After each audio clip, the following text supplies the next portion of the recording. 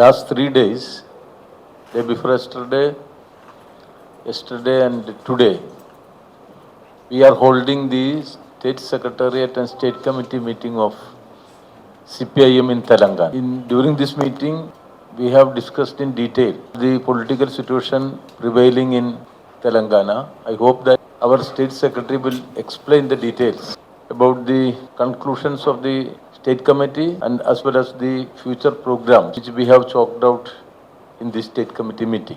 As far as the political situation is concerned, the BJP regime at center is aggressively implementing corporate communal agenda and it is resulting in increased onslaught on the livelihood of the ordinary people in our country.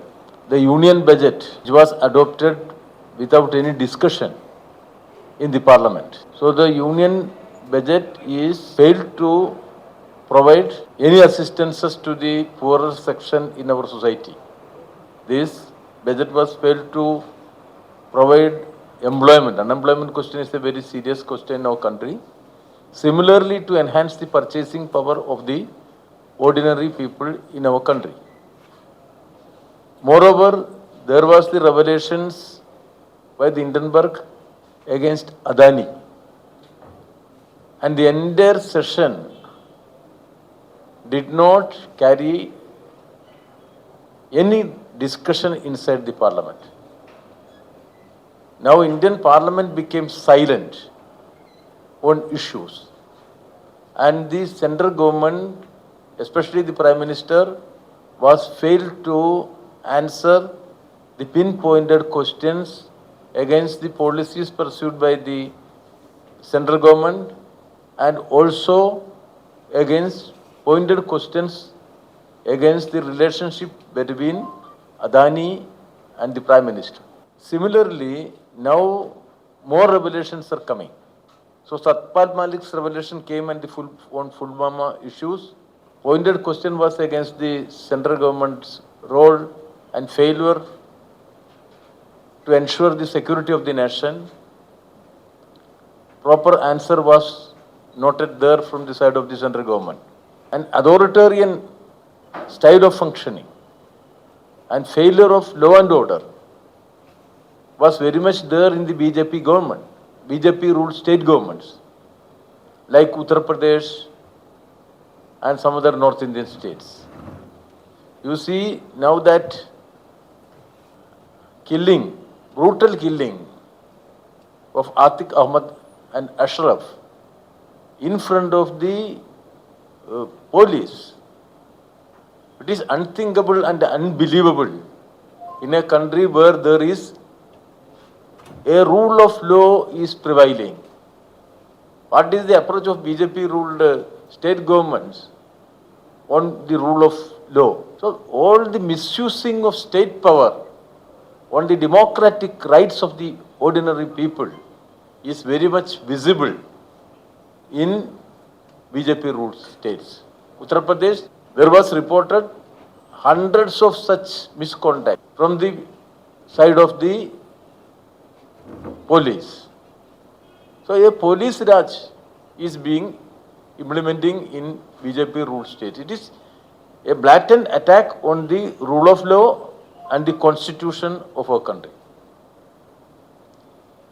Similarly, the central government using its power, state power, in order to further strengthen the communal agenda. You see, what is reported regarding the rewriting of history, textbooks, by the central government and most of the BJP ruled states. You see, the prominent freedom fighters have been erased from the history of this nation. This BJP government does not have any respect on our prominent freedom fighters. So with regard to Abdul Kalam Azad, with regard to Jawaharlal Nehru and Mahatma Ji, the relevant areas have been erasing from the textbook. So this is an attack against the secularism in our country. Similarly, they are misusing the governor's post against the opposition ruled states. I am hailing from Kerala. Kerala is a state where we have the best public education system. Digital education is ensured even to the poorer section in that state, and there is no digital divide in between the poor and the rich, mainly because of the intervention of the state government, and naturally more and more people are approaching for general education rather than the public education institutions. Now in Kerala, the state government is trying to enhance the standard of the higher education, and so many enactments have been passed by the Legislative Assembly in order to enhance the quality of education at university level. But none of this enactment has been signed by the governor in that state. So now this became a practice in those opposition ruled states, whether it is Kerala, whether it is Telangana or Tamil Nadu. The governor's post was misusing. The governors are not signing the bills passed by the central government, the relevant state governments.